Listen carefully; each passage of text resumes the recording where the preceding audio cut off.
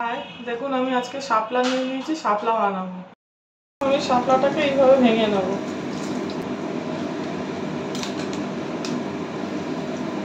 এভাবে ছাড়িয়ে নিতে হবে। এবার ধরে একসঙ্গে ছোট ছোট করে কেটে নিতে হবে। দেখুন শাপলাগুলো আমার কাটা হয়ে গেছে। দিয়েছি, কড়াটা আমার গরম হয়ে গেছে। আমি একটু তেল দিয়ে দেবো। সর্ষে নিয়েছি, সর্ষে ফোড়ন দিয়ে দেবো। লঙ্কাগুলো ফোড়ন দিয়ে দেবো, ওর মধ্যে দিয়ে দেবো। লঙ্কা দিয়ে দেবো। আদা বেটে নিয়েছি, আদাটা ওর মধ্যে দিয়ে দেবো। হলুদ গুঁড়ো দিয়ে দেবো, একটু ধনে গুঁড়ো দিয়ে দেবো, একটু নুন দিয়ে দেবো, চিনি দিয়ে দেবো।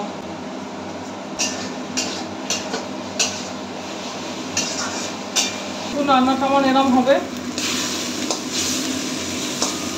দেখুন শাপলাটা আমার বানানো হয়ে গেছে। এইভাবে বাড়িতে বানিয়ে করে খাবেন, ভালো লাগবে। আর আমার চ্যানেলটা লাইক, সাবস্ক্রাইব আর শেয়ার করে দেবেন।